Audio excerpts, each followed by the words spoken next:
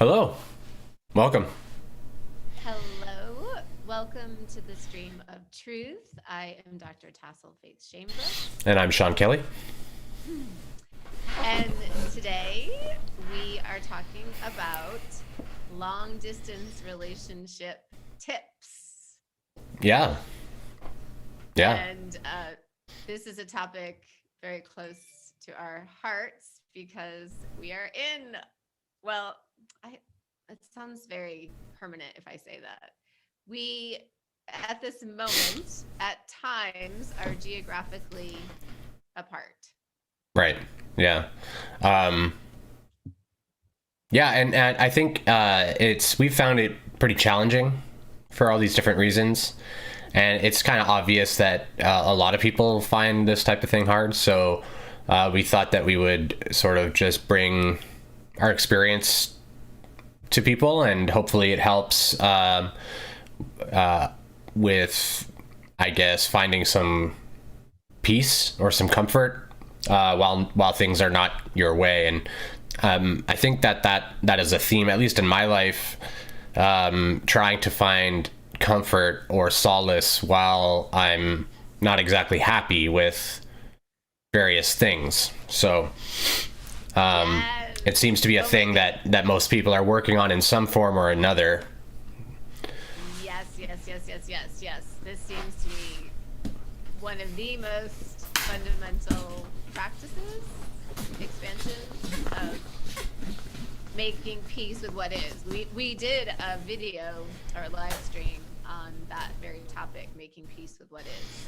So this is, in a way, just a subset of one of the things that we're making peace with currently. Yeah, you could almost think of all of this, like all of the stuff we talk about is kind of about finding peace with it. You know, it's kind of all a subset of that.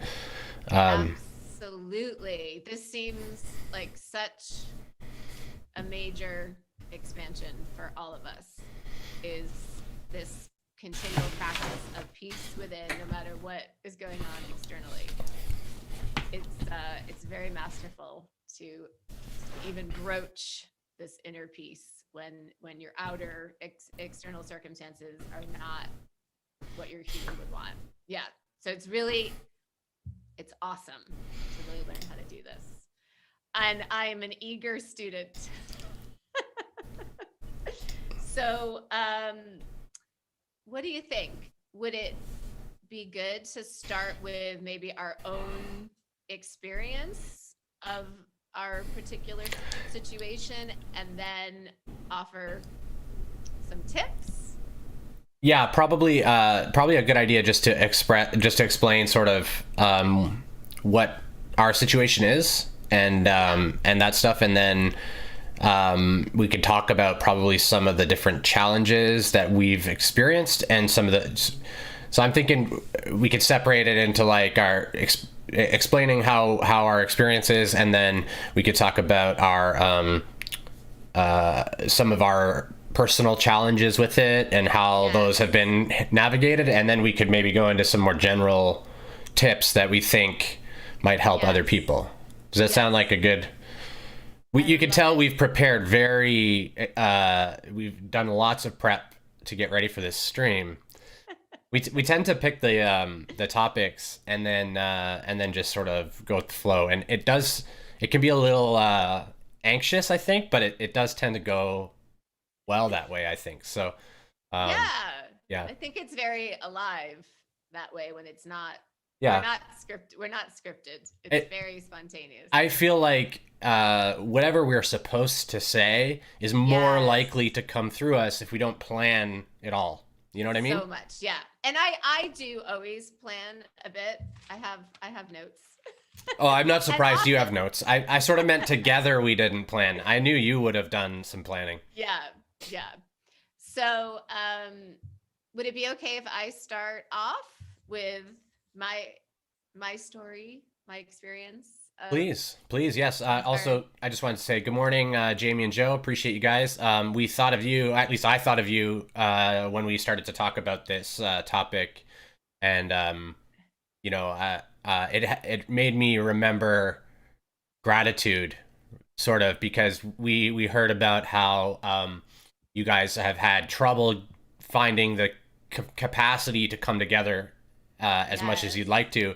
Tassel and I are, we're at a distance, but we've been able to find ways to still come together in physically for um, somewhat regular occurrences, right? So I Yes. can imagine that it's challenging. So hopefully some of this stuff helps with you guys as well. Yes. Yes. Absolutely. So, okay, so I'll just start off by sharing my story, my experience of our geographically challenged relationship. I don't know. Long distance relationship kind of triggers me. That's Yeah, good. yeah, yeah. Um, I noticed that. What I like to Raw makes a joke in the Law of One, and this is relevant, but they're talking about close encounters with extraterrestrials, right? And so Don starts trying to talk about different distinctions of close encounters, and then Ra says all encounters are creator to creator, so is not all encounter very, very close?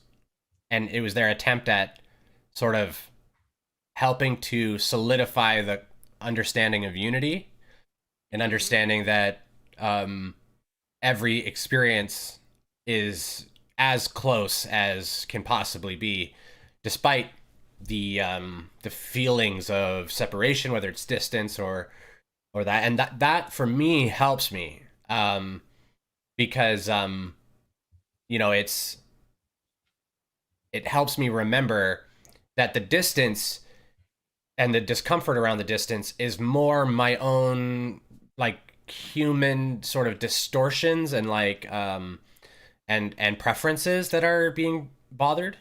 Anyways, I just thought that that's an interesting kind of funny statement that Raw makes. He doesn't make a lot of jokes.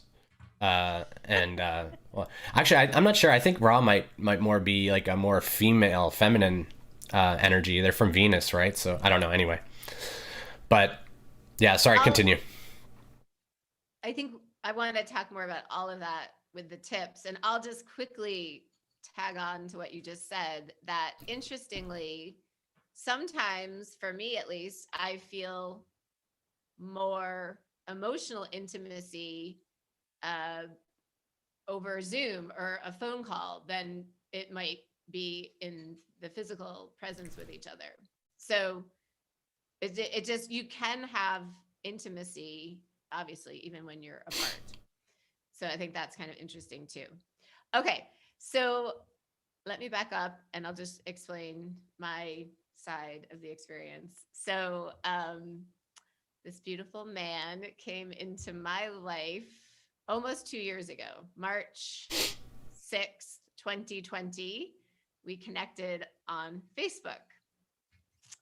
And there was an immediate attraction, an immediate sort of magnetic feeling between us, and so familiar, just all felt really amazing.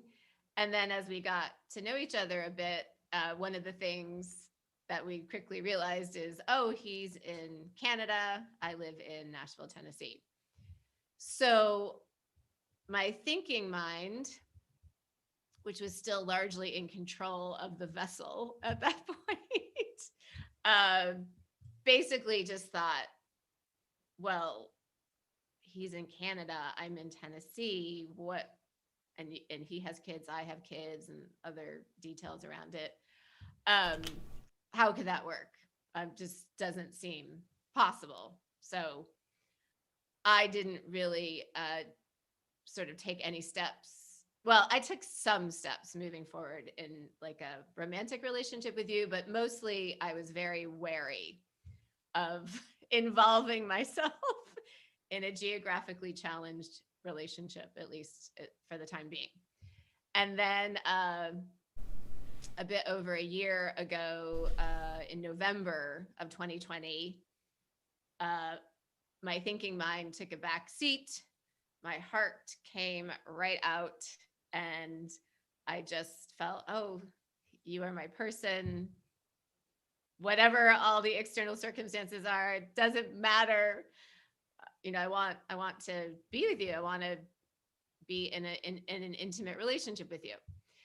So basically, we have been in this relationship in that sense for a little over a year.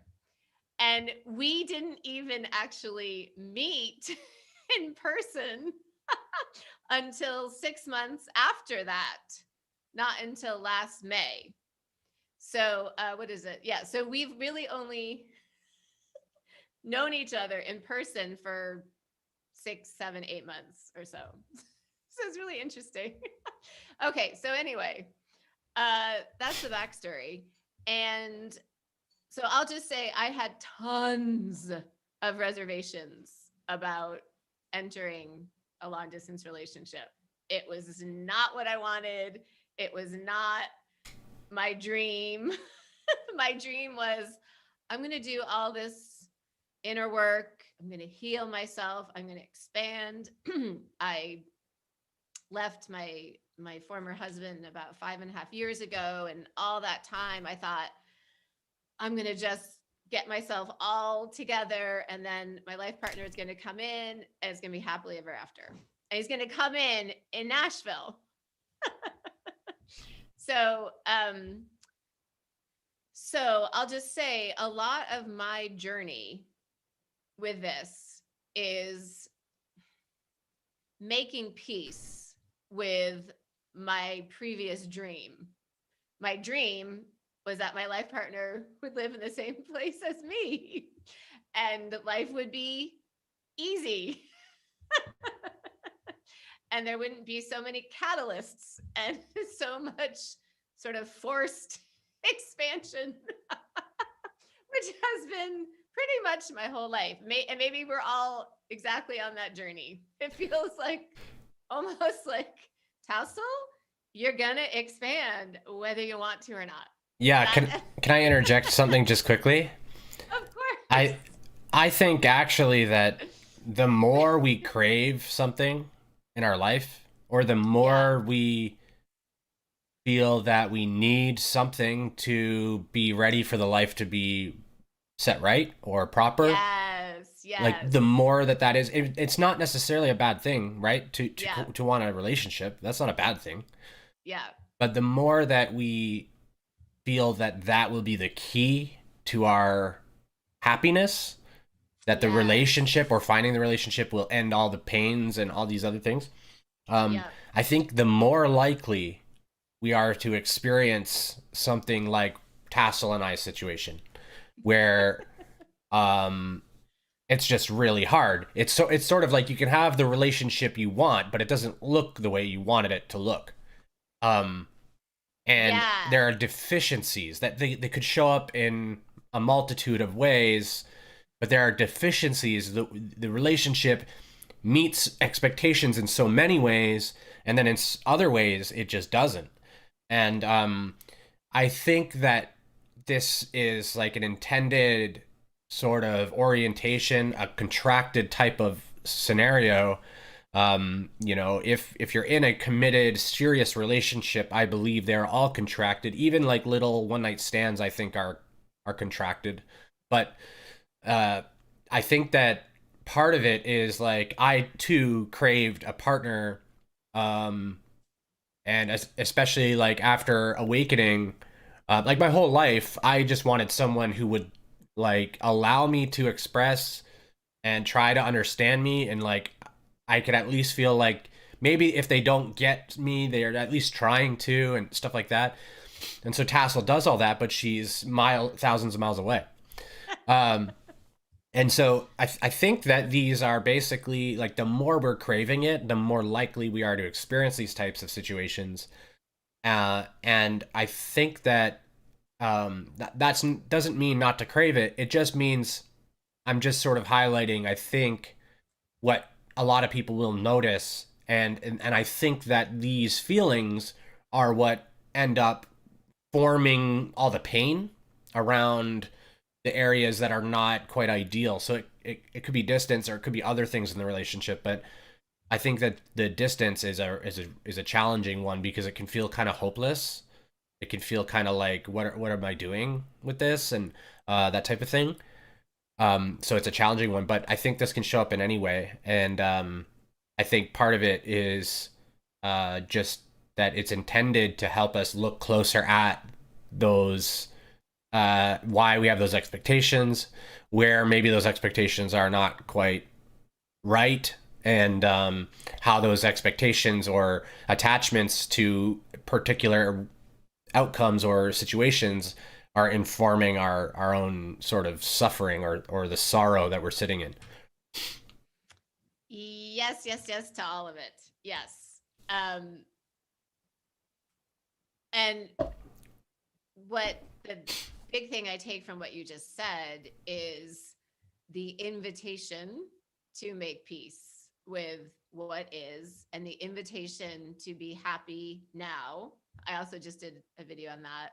Be happy now. Right, yeah. Um, and I know this is a huge expansion for me because absolutely my thinking mind orientation was when I'm with my life partner and we are living together, then everything will just be perfect and I'll just feel so fulfilled and secure and I'll have my teammate and we can do anything together. Um, and that's obviously not what my soul is intending for me to experience yet. Um, and for me to really ground into being happy now with whatever is. Hmm. So I know that, but it doesn't mean it's not hard and it doesn't mean it's not painful and it doesn't mean it's not a struggle. So where I'm at with it now is I know that. I know I know what my soul wants me to do. And at times I'm doing it. At times I am feeling grateful and happy now. And then it feels like to me the other piece of it is just honoring my human and her dream that didn't quite come true yet in the way she wanted and holding both of those. And what I had been doing was just trying to gloss over my human's feelings about it. I was trying to really just stay in the spiritual perspective of it's all good, it's all for my expansion. I'm learning from this. Look how independent I am, and look how I can be happy now without my partner in the same city. I think I was overdoing it on that side and not honoring my human feelings and the some of the grief around it's just more like the loss of that dream, at least in the moment. So did you find that that built up over time? Yes, yes. You and I were talking about this last night, and you were very kindly holding space for me. It My grief was building up over time around this, and last week we had a bit of an interaction where we had to change your flight to come Oh here yeah, the snow. Yep. by a couple of days, and we hadn't really uh, been in much like communication last week in ways that we normally are, and it was just sort of a really hard week for like a long distance relationship for me at least. And I just sort of like broke down and I said like I hate this. I hate my life right now. I hate being in a long distance relationship, and it all just was coming up. And I even feel kind of embarrassed sharing that because I don't want to be like that. I don't want to get to these points where I'm using the word hate and I'm feeling so like depressed and despairing and hopeless. Yeah. But I think that came up because I haven't really been honoring my sadness about it all along. So it just was built up and it just wanted to be seen.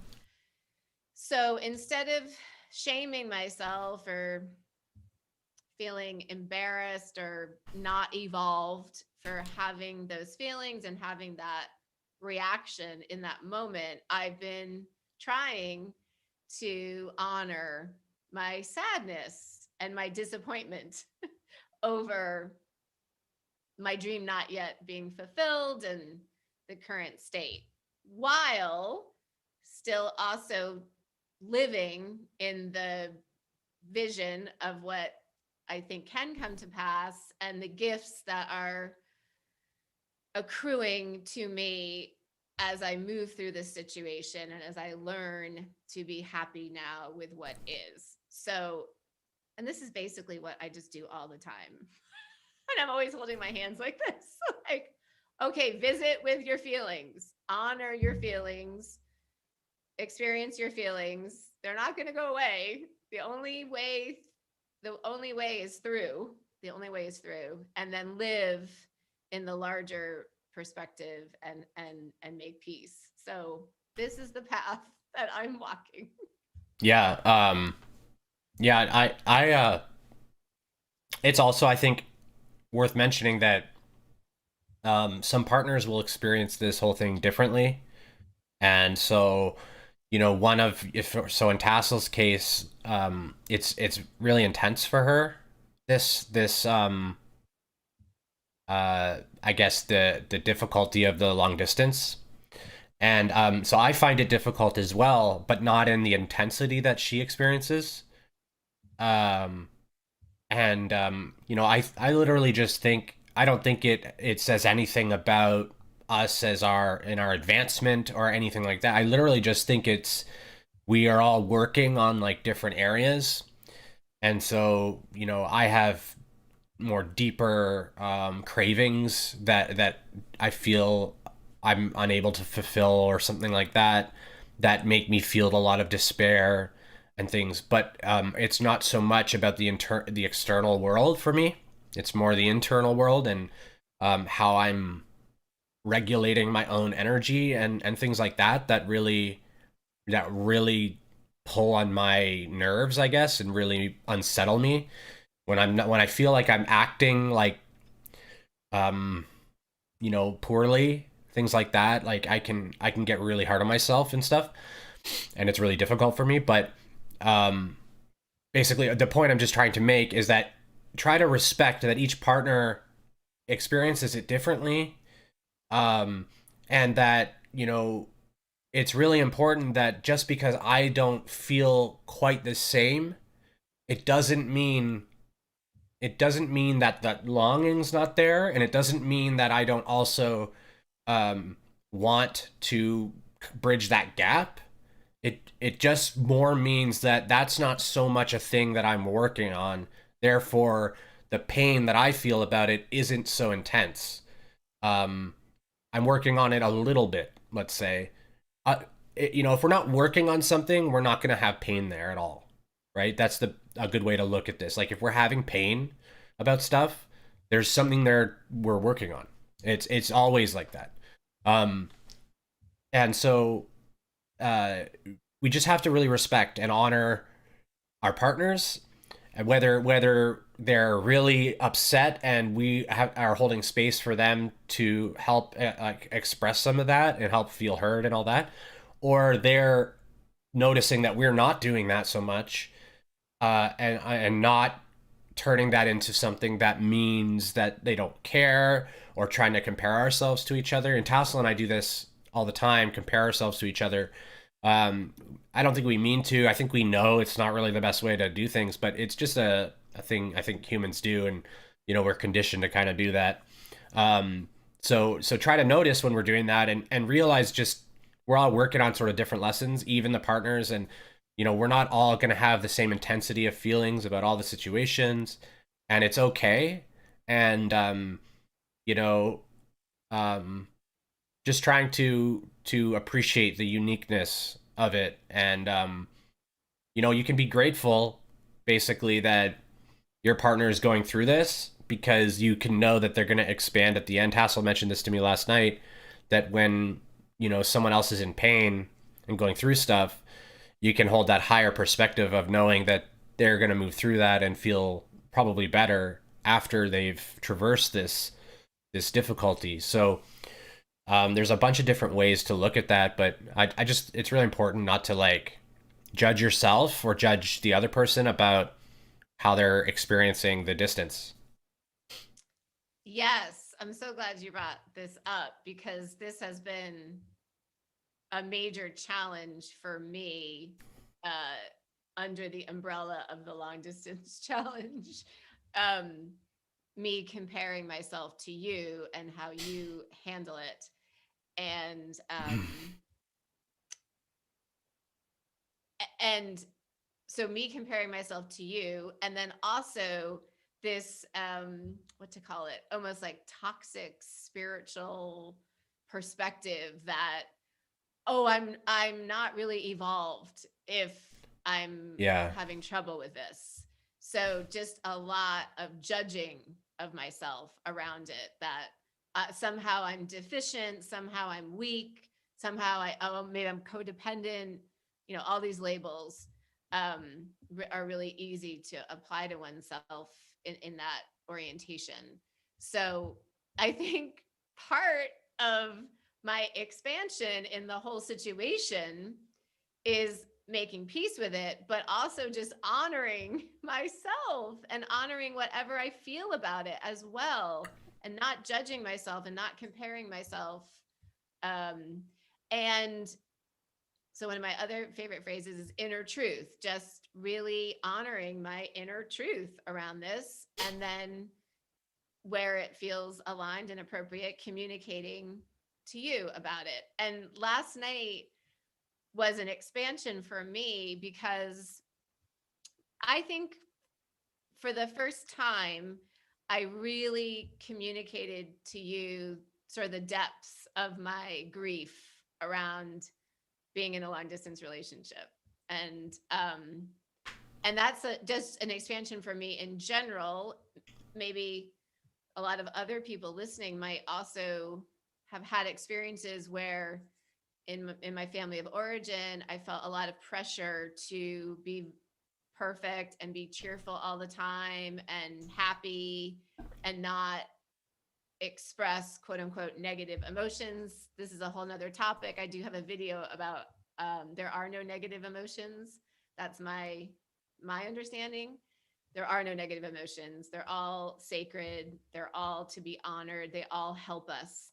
So anyway, my point is, um, it's a new practice for me to share when I'm feeling really down and when I'm feeling really sad, because this didn't quite line up even with my idea of myself as like a light worker and as, an uplifter. And but I'm not honoring my human my human experience if I don't honor that sometimes I'm going to be sad. So anyway, this is just a whole nother expansion for me in this situation, to honor my own truth, my own feelings, and then to share them with you as appropriate. It's not like every day I'm going to cry to you about it or something, but just last night I just opened up a lot about my sadness. Yeah. Yeah. And it's, I think both of us felt better after all of it. Um, some of it was hard for me. But that, such is the nature of talking and traversing challenging areas, so um yeah, I think Yes. talking about it is important, and like you said, there are no negative emotions. I don't even like the word positive and negative. I don't even, Yeah, that's totally it's a dualistic yeah, it's arrangement. hard to Yeah. even talk about a lot of these concepts without having dualistic language. What I talked about in my video, I broke it down to comfortable and uncomfortable Yeah, emotions that's the rather best. than That's a better way positive or for sure. negative. Yeah. um So, and yeah. yeah, because you can say that some of the emotions, like, I don't like that I feel this way, so Yeah. it's not negative that it's not bad. It's just, Right. it doesn't feel very good, right? Like, It's it's painful and uncomfortable. yeah, and Yeah. that's the truth for most people. Most people don't like Yeah. to sit and feel despair. Like, I mean, some do, I guess, but I'm sure there are some people that love it. But Woohoo, despair. I just love how painful everything is for me right now. I don't know people. I don't know anyone that's really said that. But there's a thing. I think Yeah. it's called masochism, where Oh basically yeah. people like pain. So, Yeah. some people Yeah. are into it, and that's fine. Right. Right. So, but that's part of the point is that, if a masochist can exist, then you can understand that everyone experiences everything differently just by that truth alone, that there are people that exist that enjoy that feeling that you don't enjoy. So Yeah. so how could anything be positive or negative, right? Um, in itself, like intrinsically, it has no Yes. meaning to it. Yeah. So Yeah. I think the important thing is to use, in my experience, which has helped me tremendously, is not very important that we don't judge our feelings that are coming up. Yeah. We don't reject our pain.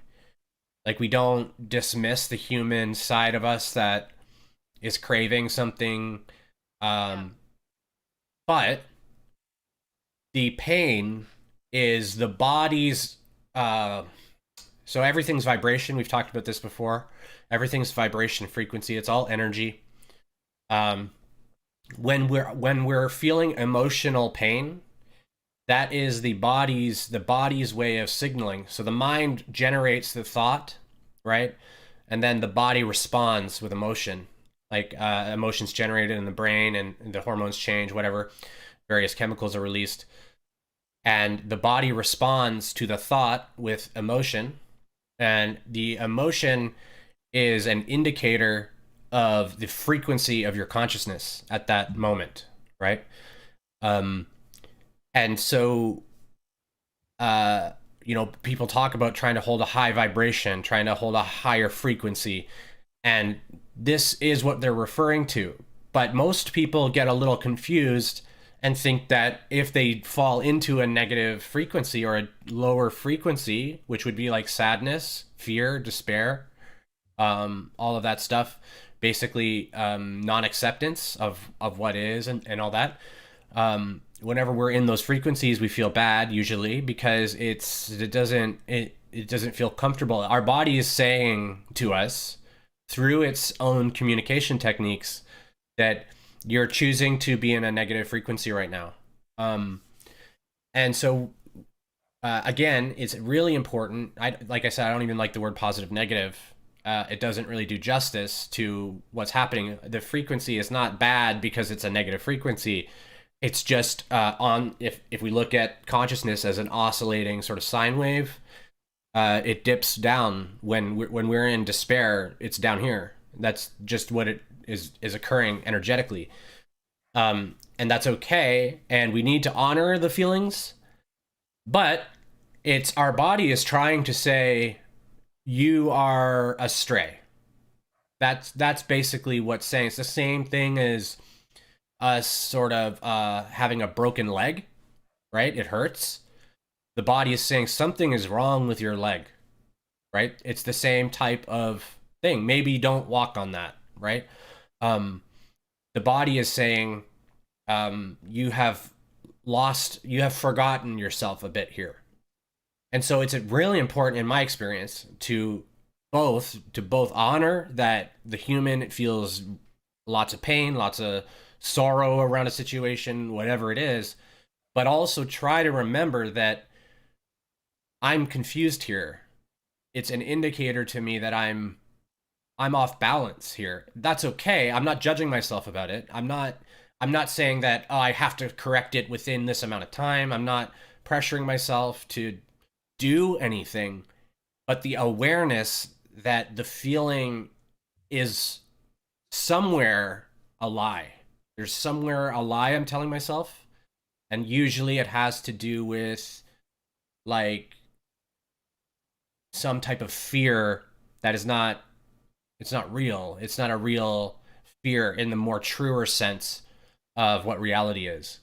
Um, and so then for me it can become really interesting. I try to step into, we've talked about that curiosity and curious mind. So I try to step into that mind and then try to be like, oh great, I get to try and figure out where I'm confused about things and try to readjust how not how I feel about stuff. I'm not trying to change my feelings. My feelings they arise as a response to my thoughts. So to change the feelings, all you do is change your thoughts. But to change your thoughts, you have to be very present and mindful of yourself, self-awareness, and just sort of starting to realize that we can bend our perspectives, and that the reason we're feeling bad is because the dominant perspective is the painful one. So we're not going to dismiss that perspective. That perspective's not probably going to go away. Like it's not going anywhere. This is why I still feel discomfort that about the long distance, but I'm generally not too much swayed from my peace about it. Like I'm okay, but I feel that still.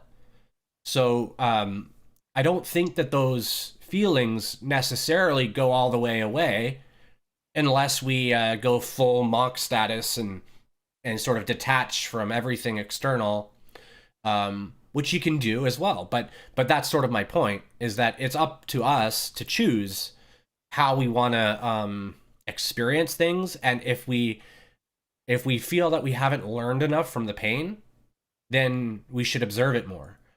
But if we feel like we've played the story out and like we've felt it long enough, when we start to feel tired of it, that's usually for me my indicator. Like, yeah, I know this feeling. I've been here a billion times. I know this. I don't need to feel this way so much. Or when we start to just really realize, like, I feel a way that I really don't want to feel anymore. Like, this does not seem proper to me. That's when it's usually a calling for us to review our perspective and see why something is so hard for us, and assess it and seek to change it, because we can't really, as much as we think we don't really have control over the external world. um we just don't have that control that we think we have, that our mind tells us we have, that we do things and control stuff. That's not really how it works. So we can't do that to fix it. So you know even if Tassel and I were to come together, this pain would present some other way, because it would need to be addressed. So it seems like if we just came together, that the pain of the distance would go, oh, it'd be fixed. So there'd be nothing to feel pain here about. But that's not the case, because the pain doesn't get healed through your external changing of situation. The pain's in you. And, even if we were close, and I lived in Nashville, there'd be something else. It'd just be something else to bring up the same or trigger similar types of feelings so that we can look at them. Um, Yeah. yeah, so I hope that made sense. I don't know how it's difficult to explain. I think my position on some of Yeah. this. So just to somewhat summarize what you said, or give it a real life example, um, you're saying that we can examine our thoughts about, for instance, the long distance relationship, and basically see if there's a better thought that would bring us more Yeah, peace and likely be more in alignment with the truth. And so, and this is absolutely something that I've done a lot. And the thought that gives me a lot of peace is basically everything is perfect. yeah, Everything is working out for highest and best. Everything in divine timing. Nothing is wrong. Nothing is wrong yeah. here. That's the hardest. I think the most peaceful place to get to, but also the hardest place to get to, in my experience, because Yes. You have to, because you don't want to ignore the feelings either, Yeah. right? So I feel I'm taking a two-pronged approach. And what you just said is a great reminder. Because sometimes I can kind of dip out of that. Oh, I say a lot of stuff, and I fall out of it all the time. I sometimes Yeah. I'm like, oh my god, I teach this and I don't do it. Like, Yeah. so all of us, I think, Yeah. most of We us can anyway, fall out of we it. fall out of So our own yeah, knowings. I want to live in the thoughts that I know are the truth, that this is working out for highest and best, and all is well, and nothing is wrong. And my dream is not, and also my dream is not being ignored by the universe. My dream is in process, holding on to that belief that the dream I do have will manifest. Hmm. So living in those thoughts. And then what I'm also doing now at this point is I'm allowing myself just to go deeper into my human feelings about it as well and not gloss over them. And that I also think is a very effective way to make peace, is to go as deep as you can into your human feelings. And this is a practice I really learned during my divorce because I needed to make peace with what had happened in my marriage and what had happened in our very difficult divorce custody situation. And both of us did things, no one's to blame. But the way I did make peace with my former husband was I did allow myself to feel everything, really uncomfortable feelings towards him that I didn't want to feel, that I didn't even want to identify myself with. But I did that. And now I have so much peace with him. And I think he has peace towards me too, largely. So anyway, just that was my experience about, for me, I'm able to make peace with something also if I go really deep and just feel it all. And this is just the grief process. It's basically just the grief process.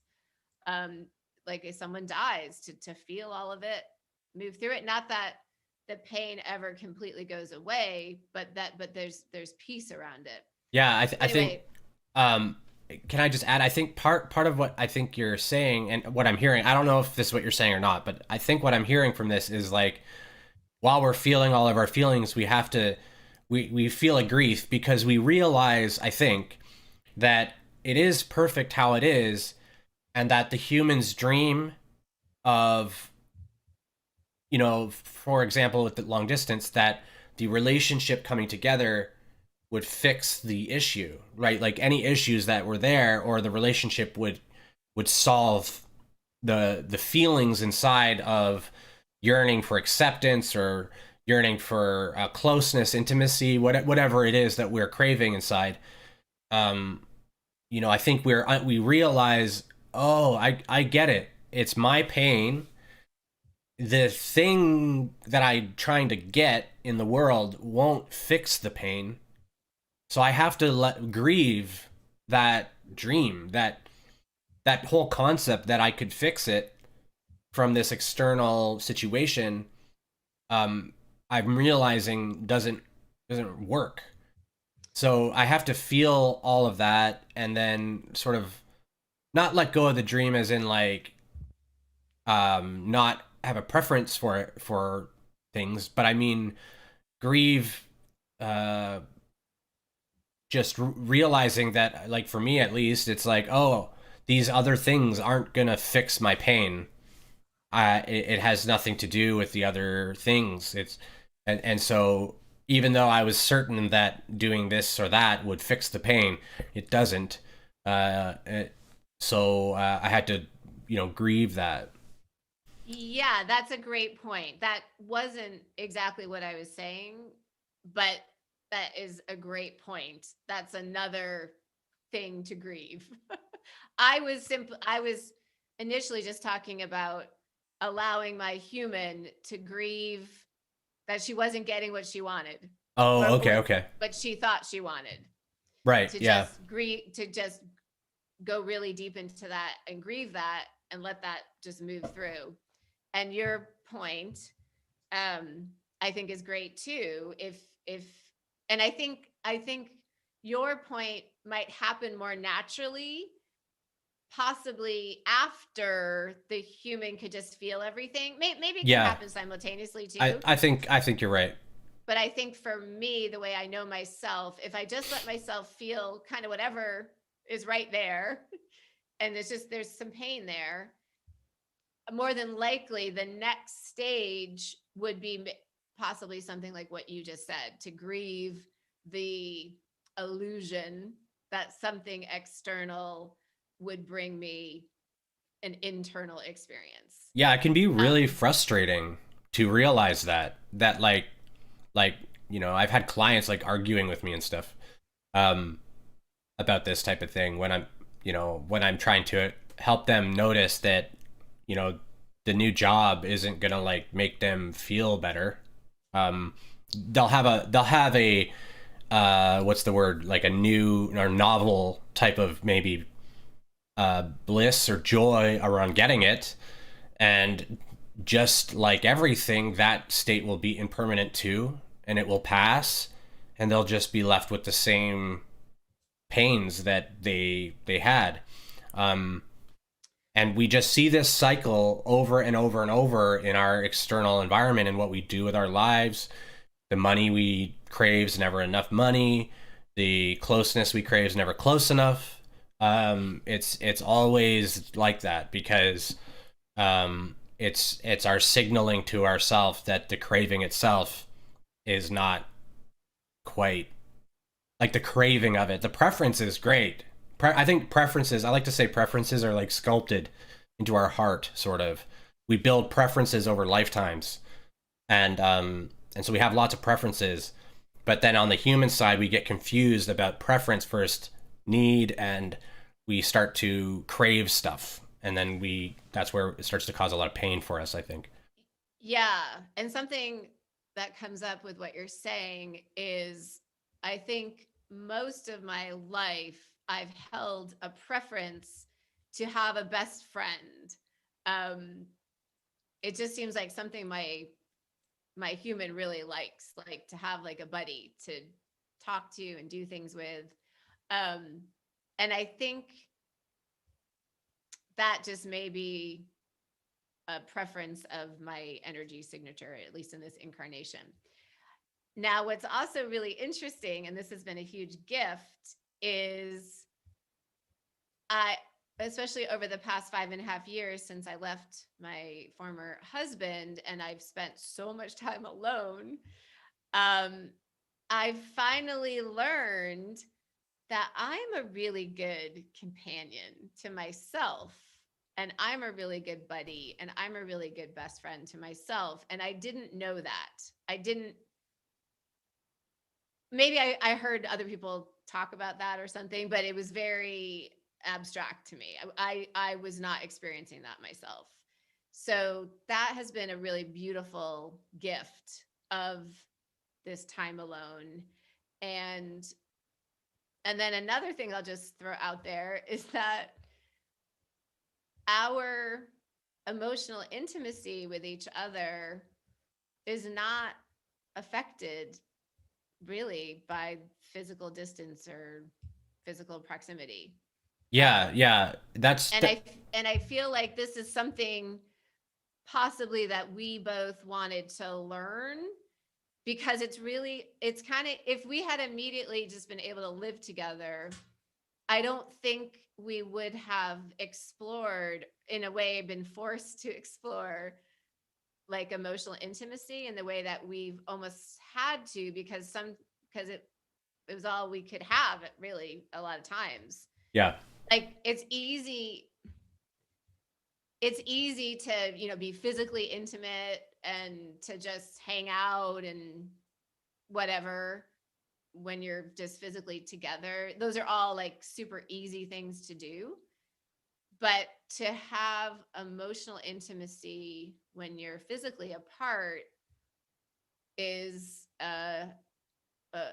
it's a different thing. It's more challenging, and there's been so much to sort of figure out and negotiate as well. So I think it's been such a gift to our relationship to have been in physical distance with each other. There's been so totally. many gifts, so many gifts. Yeah, totally. Uh, there is no separation. Um, that that's all an illusion. So whenever we're uh, like I know I say that a lot, and I just like to hammer it home. So maybe it may be a little annoying to hear because it can sound like I'm saying that our feelings are not right and stuff, and I'm not ever trying to say that, because the feelings are very real. It's the thoughts that precipitate the feelings that are a little bit out of place usually.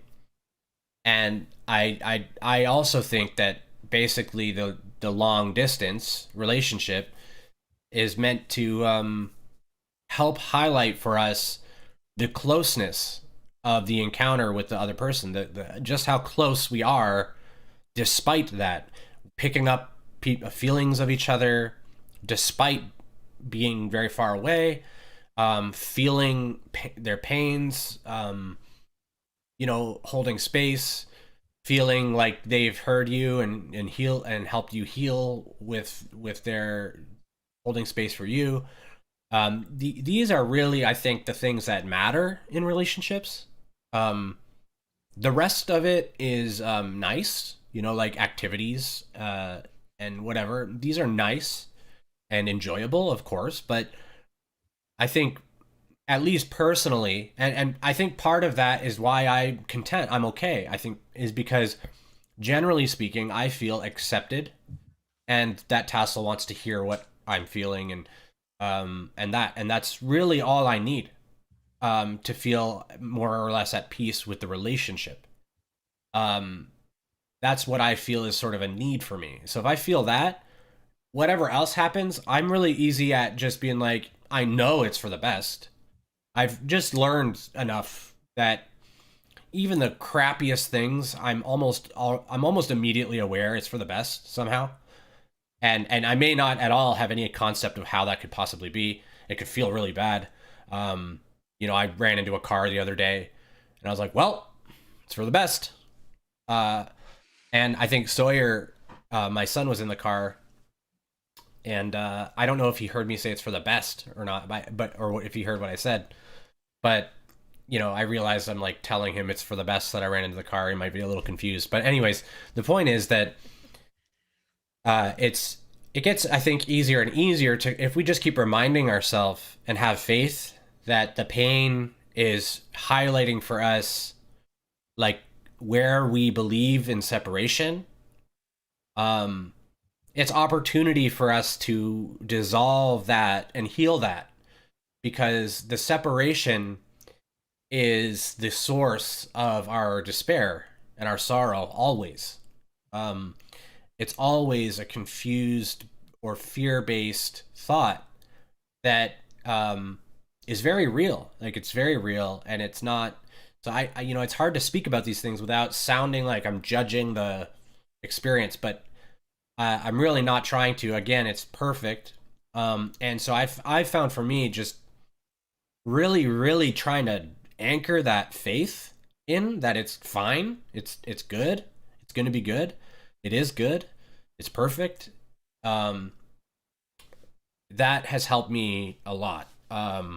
That moving through the pains will bring clarity. That clarity will help me form a more appropriate lens for me to observe my reality, and that my goal is to feel at peace all the time. And so if that's my goal, then and I know that the external stuff doesn't fulfill that, then I know that my craving of it, whether it's a long distance relationship or like a car or whatever it is, I know that that's not going to solve any of my pain. It's just things that the human thinks will resolve the issue. So I can just be like, oh, this is what I'm meant to see. I'm meant to notice that these things that I think are going to fix it aren't going to fix it, and I need to fix it myself. And then we can sort of take the baton and start to work on ourselves in that way. And I like to always say that the only thing that really happens in this density of consciousness is a choice, and the choice is love or fear. And if you can boil every interaction always down to that, it becomes a really simple to navigate experience, because you just ask, am I choosing love here or am I choosing fear? And if I'm choosing fear and it hurts, that's why it hurts, is because it's the antithesis of love. It's the diametrically opposed energy of the love that's there now, that you can't see because the fear portion of your psyche is energized. from past conditioning. And so the higher self is directing you to this to help you clear it and to come back to a more true, aligned view of reality. Um, Yes. yeah. Um, one of the things you said, and I wanted to just talk a little bit about, you said for you, you're really getting what you really want out of a relationship with me, even though it's long distance, because you're feeling accepted, you're feeling you have someone to talk to, you're feeling you're partnered in your life. Yeah, and the one thing to add to that is I feel that you are authentic, uh, truthful, and honest.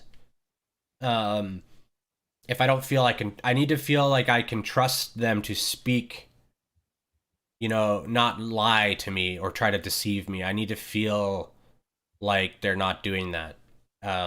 If I don't feel like that, then everything after that is irrelevant because I don't believe their words, right? So, Yeah. yeah. So as long as I feel that, yeah, I just wanted to add that to it. Yeah. So I like that idea. And I hadn't quite thought about it in that exact way. That, well, what do I really want out of a relationship? And it's really interesting. I think this is a little bit of clarity for me, is that part of what I really want in a relationship is to have fun with someone. And that's, I think, partly why it sometimes feels painful for me. Yeah. But I think the expansion here for me is to learn to learn to have fun on my own. And this is sort of a lifelong challenge for me. And so I'm curious, when I master more of that, if something might shift even in our geographical situation, because I really can feel that's something I'm supposed to learn here, that I don't need you or anyone Yeah. uh, to have fun. And that's just it's a bit of a block for me. The way my thinking mind thinks is, I'm a single mom, I run a business and a household. If I'm not doing something with my kids or with you, I better work. Yeah. Yeah. But that, I think that's an illusion, and that's not a good way to live. And so it's just really interesting, because I think that's partly why I have felt a lot of pain because I like when you're here, because I tend to do more Yeah. fun things. That's usually like a product of the mind that sort of creates a bit of a barrier between a time for fun and a time for work. And so Yes. when you're with me, or others like your kids or whatever, Yes. it's easier to go, I can have fun now because I can't really work. I'm with these people, so it's okay to just have Yeah. fun. I'm able to just let it Yes. out. Yeah. But when I'm by myself or whatever, that same permission isn't necessarily there. Yes. And so, yeah, part of it, I think, is learning to give ourselves permission. And you said something perfect. It's not so much that the relationship is a problem, it's more like we're just craving maybe some physical closeness, maybe want to hug or touch each other, or Yeah. like there's sexual desires as well.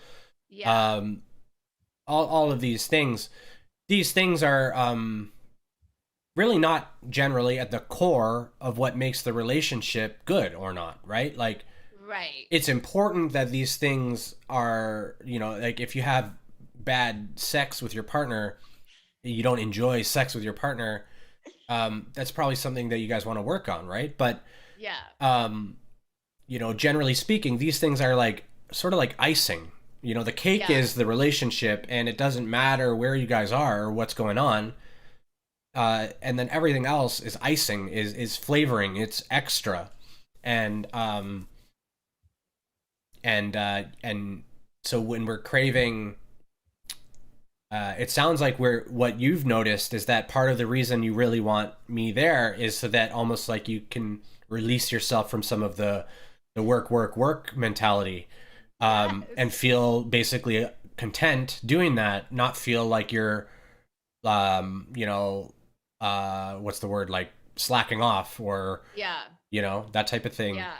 Yeah. Um, So I think, yeah, yeah, I think it's really interesting for possibly anyone listening, if you are in a long distance relationship and it's creating some suffering, if you think about what is the long distance relationship like solving for me, and can I solve that on my own? yeah, So and then possibly the way everything works, once you solve that on your own, the external may end up shifting. That's what I always experience. yeah. It generally does. Um, but even if it doesn't, the pain of it is resolved. Yes. What's most important is not the external situation shifting. Yeah, It's but the but peace. it may, Yeah. and it often does. It often really does shift. Yeah. Yeah. Because that lesson, doesn't Has need to be worked on anymore. So uh, things tend to just fall into place a little differently, or a little better than they were. Or I mean, I don't even want to say the word better because it was fine how it was. It yeah. was it was the right thing at the time. Yes. So So yeah, so what I take from this, and I was the one who wanted to do a show on this, partly because I wanted to get better insight into uh, lessening my suffering. And you very kindly agreed to do the show topic. So, what I take from this is that the path for me to reduce my suffering and to make peace with the situation is to make my life great right now, whether you're here or not. And to me, what I really need to do is just have some more fun. sounds like just giving yourself permission to loosen up a little. Yeah, just to have fun. It doesn't have to be anything grand. It could just be watching some TV, which is something I never do because I'm Yeah. always like, no, you need to work. You need to work. So, for instance, a friend of mine posted something about dancing at this like salsa club, and it looked so fun. I just thought, I want to do that. Hmm. So I think like things like that for me, to have fun, to enjoy my life right now. Yeah, yeah, and to be honest, activities kind of stress me out a little bit. Hmm. So, I don't have that same desire to do stuff. Like Yeah. to go out and do all these things. Like when we're together and we're out doing a bunch of things, um, these are not things that I would generally come up to do, but I know that you really like them, and I made a sort of commitment to myself that I would generally try to be a yes person with you when it came to these types of things. That even though my nature may feel a little like, oh, that seems a little stressful, like literally just like going to, like, we went to a water park once. Like these situations stress me out. I feel a lot of things in these situations, and I don't always talk about it.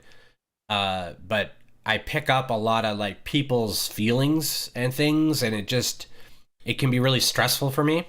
Um, but what I've actually found is that in it hasn't been really as stressful as I thought it would be, and so I think all this time by myself has really helped me like ground a bit better and be a bit more grounded and stable in like sort of being able to handle some of that a bit better.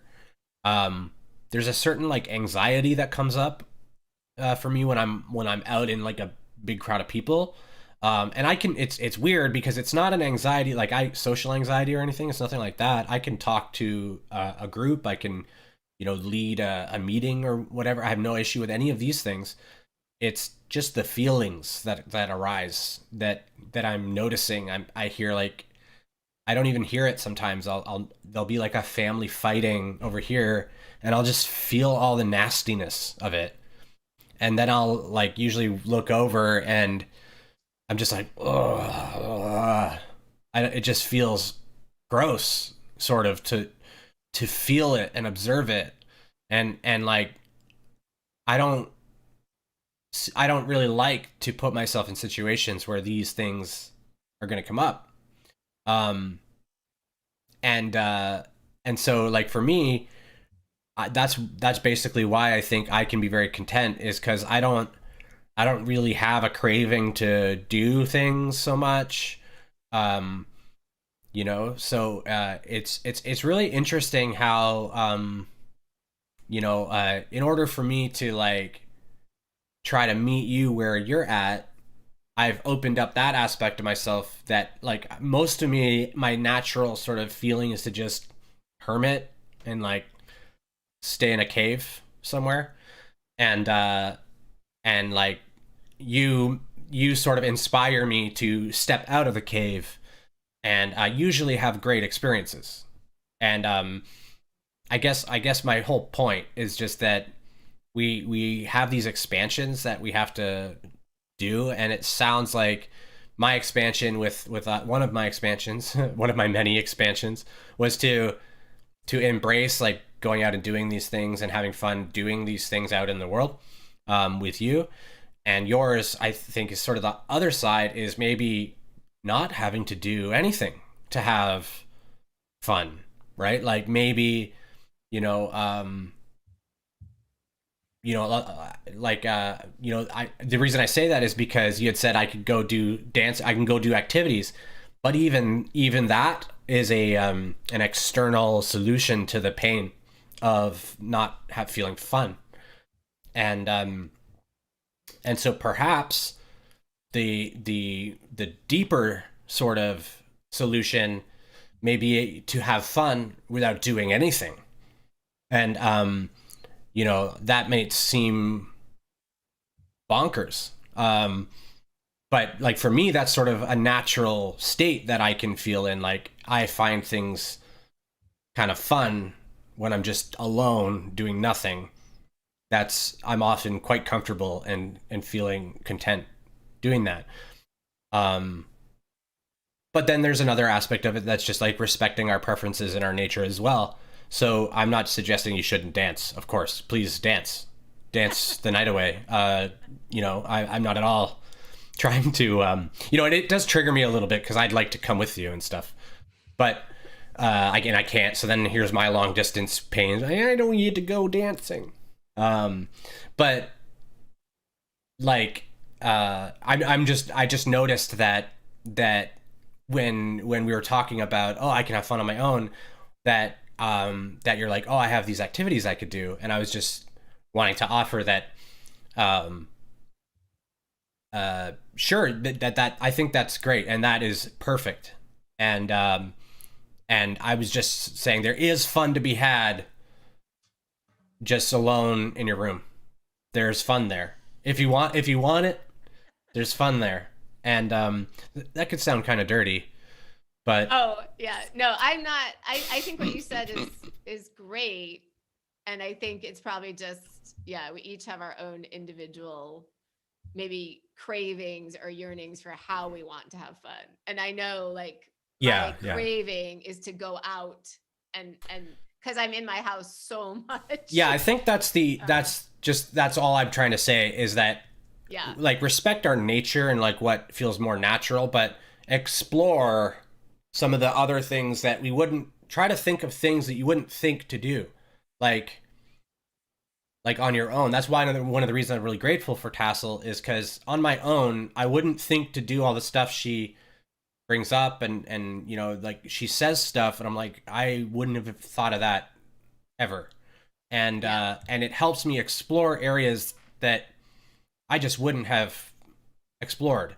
And I think that that's where I personally have found the most expansion, is going totally away from my comfort zone and trying that, and then noticing that that is actually fun or good, or I enjoy it, right? Yeah. And one of the areas that I can improve on that is my eating or my diet. But and as I've expanded that, I've felt better about it. But I think that it's just important to like notice these opportunities to like, you know maybe it'd be fun to like, if you don't have your kids, sort of like do a 3-day silence retreat by yourself in just in your house. Like imagine how uncomfortable that would be for you. Um, Um, I have done silence retreats. oh yeah, yeah, that's right. Yeah, that would not be my go-to. No, No. no, no. I doubt that. I can't imagine you wanting to do that. I can't imagine you Um, doing that for much of a length of time. yeah. But that was my point. Is that um, one of the So meditations that I practice is zazen seiza seiza. Does seiza mean proper sitting? Seiza in I'm Japanese. not sure. I'm not sure. Oh, so zazen meditation is basically sitting in a way that hurts. It hurts. It's Yeah. uncomfortable. You straighten your back and you sit sort of on your.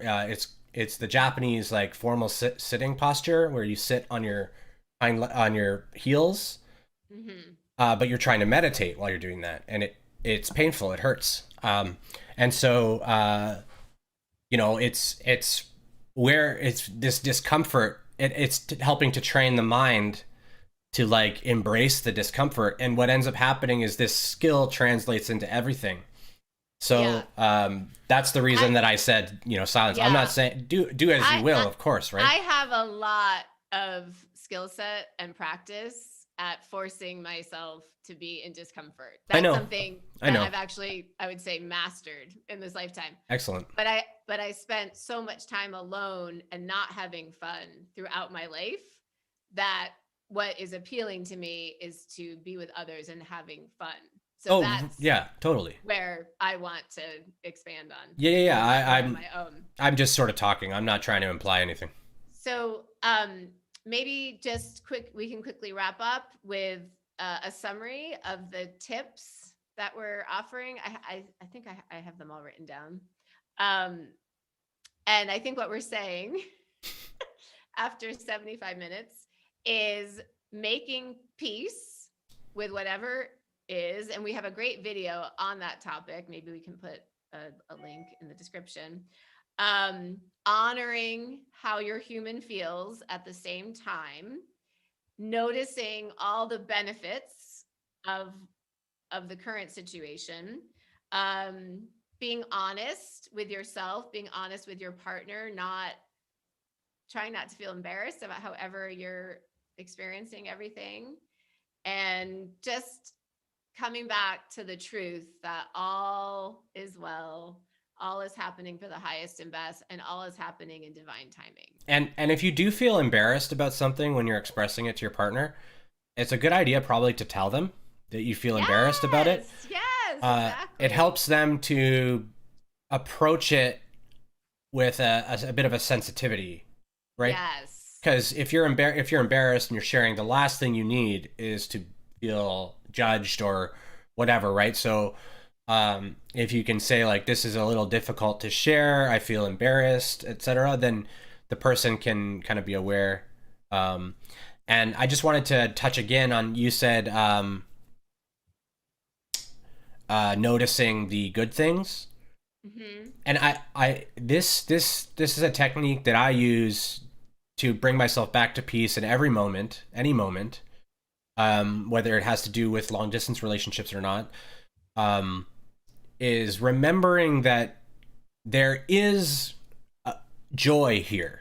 Like there is, it's there. Yep. What's happened is I'm looking somewhere else. That's all. That's all that's happened. I'm just looking at something else. So it becomes my responsibility and only my responsibility to look back to the joy. And it's not easy. It's not like easy to just go, oh yeah, and switch it. Sometimes you have to find it, seek it a bit. And that's what I believe sort of seeking truth really means, is where we're seeking the true or aligned perspectives, and turning away from the ones that are not so aligned. And we give ourselves a blanket of grace, like Tassel often says, as when we're looking at things that hurt, and we go, oh, I see what I'm doing here. I'm looking at stuff that's painful. I know I don't really need to do that if I don't want to. Instead, I can choose to look at the joy here. So what are the things that I could be grateful for here that I'm not seeing right now? Like, for our relationship, it's the intimacy, acceptance, and safety and trust and stuff. Those are the really things that matter. Like if you ask people what matters in a relationship, most people are going to say stuff like that. Um, and what it's not. I need a hug every few minutes or something. It's not like these things are nice, but they're not. At least for me, they're secondary. And what's happened is that I've attached my need to like that thing as it's like a primary need, but really it's not so much. And I'm kind of just upset, and I don't have to be. I can notice instead the positive aspects of the thing that I'm observing, of the experience. And I think that's the biggest practice. If we can do that, or learn to sort of orient ourselves to trying to do that at all, then we'll start to make progress in it, and we'll start to lose the energy and the negative, or um, the upsetting perspective dwindles as our attention flows energy into things, right? So as we take our attention away from it, it just starts to dwindle in its potency and its power, till it's just a whisper sort of in the mind.